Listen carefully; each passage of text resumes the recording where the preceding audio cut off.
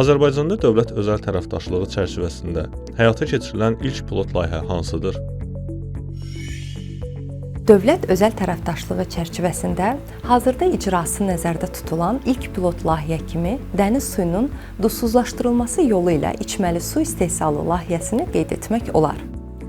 Layihənin suyun keyfiyyəti, mövcud infrastrukturun vəziyyəti və ətraf mühit kimi faktorlar nəzərə alınmaqla Sumqayıt şəhərində həyata keçirilməsi planlaşdırılır.